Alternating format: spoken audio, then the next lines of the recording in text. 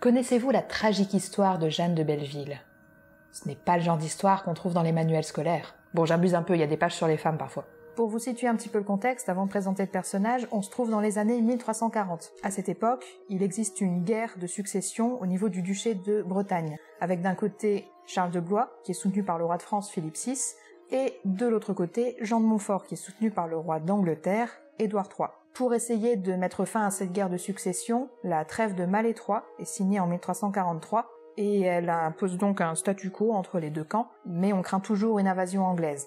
À cette époque-là, le roi de France, Philippe VI donc, est aussi affaibli financièrement et militairement, et même le fait de se dire qu'il est la nation française ne suffit pas à le consoler. Jeanne de Belleville, dans tout ça, pour en revenir au personnage, est née vers 1300. Elle est la fille de Maurice IV de Montaigu, qui est seigneur de Belleville et de Palluau, et de Létise de Parthenay, sa mère. Elle est mariée la première fois à l'âge de 12 ans avec Geoffroy de Chateaubriand. Ils restent mariés ensemble jusqu'à ses 26 ans et ils ont une fille. Elle est ensuite mariée brièvement à Guy de Penthièvre, mais le mariage est vite annulé. Pendant tout ce temps, ça faisait déjà longtemps qu'elle avait rencontré Olivier IV de Clisson, qui est comte et qui était marié aussi à ce moment-là. Ils ont donc une liaison ensemble et une fille, Isabelle, qui meurt en bas âge. Ils finissent par se marier, et donc là c'est vraiment un mariage d'amour, ce troisième mariage, et ensemble ils ont 4 enfants. Jeanne, Maurice, qui meurt en bas âge, Olivier et Guillaume. Et donc son mari, Olivier de Clisson, lui laisse une grande autonomie. Elle administre elle-même ses différents domaines, à Noirmoutier, sur l'Île-Dieu, et elle agit aussi pour essayer de limiter la violence sexuelle sur ses terres, notamment en encourageant la création de bordels à Nantes, parce qu'elle pense que favoriser la prostitution permet d'éviter les débordements de ces messieurs.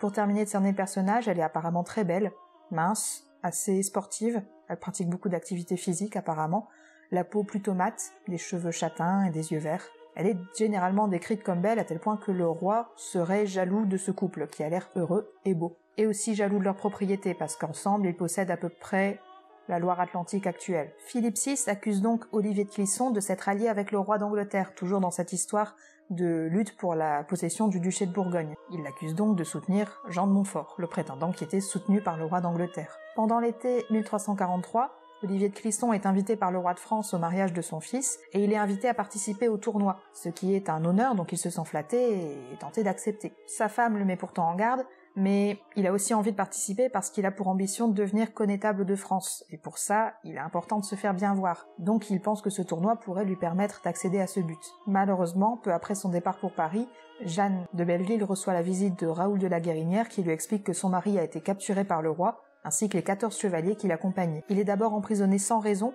puis le prévôt de Paris lui rend visite le 2 août 1343 pour lui lire sa condamnation à mort pour félonie et entente avec l'ennemi. Il est condamné à avoir la tête décollée en place des Halles, puis à être pendu au gibet de Montfaucon. Comme il est noble, il a quand même le droit de garder ses vêtements, ce qui est pas mal. Enfin bref, sa tête est aussi envoyée à Nantes pour y être exposée sur les remparts. Jeanne de Belleville, forcément, est un peu abattue, mais elle se reprend très vite. Et surtout, elle est enragée. Elle est très en colère, elle déclare que dès à présent, ma détermination et mon courage sont sans bornes. Et pour marquer le coup, elle décide de se rendre à Nantes avec ses 2 garçons, Olivier et Guillaume, pour leur montrer la tête de son père sur les remparts.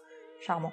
Et elle parvient aussi à récupérer la dite tête en la faisant échanger contre une autre. Son but est de continuer le rêve de son mari, d'avoir une Bretagne le plus indépendante possible du royaume de France. Elle se rend donc d'abord auprès de la femme de Jean de Montfort. Donc pour rappel, Jean de Montfort c'était le prétendant au duché de Bourgogne soutenu par les Anglais. Jean de Montfort est prisonnier du roi de France depuis 3 ans, mais sa femme se trouve au château d'Ypres, et c'est là que Jeanne de Belleville la rencontre. Elle lui demande son soutien pour les actions qu'elle compte mener par la suite. Désormais, elle ne s'occupe plus de l'intendance de ses terres, elle s'habille en homme, et elle se destine à la guerre. Elle constitue un host, une armée, en faisant le tour des châteaux qu'elle possède pour rassembler le plus d'hommes d'armes possible. Et elle arrive assez facilement à se rallier des chevaliers, puis des marins par la suite. Ça peut sembler étonnant, une femme qui mène des troupes, mais déjà elle est du pays, elle sait naviguer, quand on verra par la suite qu'elle se rend sur mer, donc ça lui donne une certaine autorité naturelle, et aussi les hommes la rejoignent par solidarité avec son mari qui a été tué et qui était un seigneur aimé dans le pays. Et elle était belle aussi, ça peut jouer. À la mi-septembre, elle a déjà 4000 hommes autour d'elle, et elle fait la tournée des châteaux qui appartiennent au roi de France pour les piller, et elle tue beaucoup de personnes. Elle emmène aussi dans ses escapades ses 2 garçons, qui ont à l'époque 7 et 4 ans. Et donc tous ces pillages nuisent beaucoup au roi Philippe, qui ne peut pas intervenir parce que sinon ça romprait la trêve de Malétroit, et donc le roi d'Angleterre pourrait intervenir à son tour. Donc il est un petit peu bloqué à ce moment-là. il décide en contrepartie de confisquer les biens de Jeanne de Belleville et de la bannir de ses terres. Ensuite, à chaque fois qu'elle commet une exaction dans un château ou une ville qui appartiennent au roi de France, il exécute en échange des bannerets de Jeanne de Belleville. Et donc cette situation arrive rapidement à un blocage et il faut qu'elle trouve un autre moyen de manifester son mécontentement. Et c'est là qu'on arrive à la deuxième partie, Jeanne de Belleville pirate. L'idée ne lui est sûrement pas apparue de nulle part. Déjà son mari pratiquait la navigation et a pu lui raconter ses expériences de voyage. Comme je l'ai dit, elle savait naviguer. Elle a aussi pu être inspirée par le récit de la princesse Alfhild. C'était une princesse danoise du IXe siècle qui devait subir un mariage arrangé avec le prince de Norvège. Elle refuse, prend la mer et met à feu et à sang la mer du Nord pour montrer qu'elle n'est pas d'accord. Et Jeanne de Belleville possédait un exemplaire du manuscrit de l'histoire de la princesse Alfhild qui lui avait été offert par son mari. Donc, ça a pu l'inspirer. Elle se procure son premier navire en vendant ses objets et ses bijoux et en l'achetant auprès d'un armateur, et elle décide de l'appeler Ma Vengeance. Ça pose le ton. Par la suite, elle acquiert 2 autres navires auprès de la flotte d'Angleterre, et elle embarque avec elle une centaine d'hommes, chevaliers et marins, et également ses 2 enfants, qui ont toujours 7 et 4 ans, je le rappelle, et une chèvre, parce que la nourrice des enfants refuse de monter à bord. Étonnamment, donc il faut bien pouvoir nourrir ses 2 enfants. Elle sème donc la terreur le long des côtes, mais ça lui suffit pas, parce que quand elle attaque un bateau, ça se voit moins que brûler un château, ça se passe en mer, donc c'est pas assez impressionnant. Elle décide donc, plutôt que de brûler les navires après les avoir attaqués, de les laisser dériver après avoir pendu l'équipage au gréement et au mât. Ça en jette un petit peu plus. Elle prend aussi pour amant Raoul de la Guérinière, celui qui était venu lui annoncer la mort de son mari, mais il est rapidement tué. Bon, elle-même ne se battait pas énormément. On sait qu'elle s'est battue à une occasion, lors de la prise de la forteresse de Lannion. Pour le reste, elle se contentait probablement plutôt de donner des ordres. Le roi de France finit quand même par réagir. Entre-temps, Jeanne de Belleville est devenue célèbre, on l'appelle la tigresse bretonne ou la lionne sanglante, et il met donc fin à la trêve de Malétroit en intervenant pour arrêter Jeanne de Belleville. Au moment où il réagit, ça fait quand même à peu près 1 an que ça dure. Et puisque ça fait 1 an que Jeanne est sur terre puis en mer à massacrer des Français, elle commence à en avoir un petit peu marre aussi et aimerait rentrer chez elle et offrir une vie un petit peu plus normale à ses garçons. Elle convainc donc Jeanne de Montfort, toujours la femme de Jean de Montfort, de laisser Charles de Blois arriver au trône ducal de Bretagne, parce qu'elle espère que du coup ça adoucira un petit peu le roi de France et que ça permettra peut-être de faire libérer Jean de Montfort. Malheureusement, au même moment, alors qu'elle voudrait rentrer au pays, elle est poursuivie par le roi de France, qui, comme je le disais, a décidé d'intervenir, et elle a donc 6 navires lancés à ses troupes. Et il y a une tempête, en plus de ça. Donc elle ne peut pas s'approcher trop près des côtes parce qu'elle risquerait de se prendre des rochers et de faire naufrage, et elle ne peut pas non plus aller trop au large parce que du coup elle risquerait d'être attaquée par les navires français. Elle est piégée, et elle finit par faire naufrage. À ce moment-là, elle met à la mer les 2 chaloupes qui lui restent. La première chaloupe se brise en atteignant la mer, et dans la deuxième chaloupe, elle parvient à monter avec quelques hommes et avec ses 2 garçons. Ils sont à la dérive, ils n'ont rien à manger, ils arrivent seulement à boire un peu avec l'eau de pluie. Enfin bref, elle se retrouve dans une situation vraiment critique par rapport à là où elle a commencé, et elle dérive pendant 6 jours. À cette époque, en plus, la mer faisait peur, plus qu'aujourd'hui.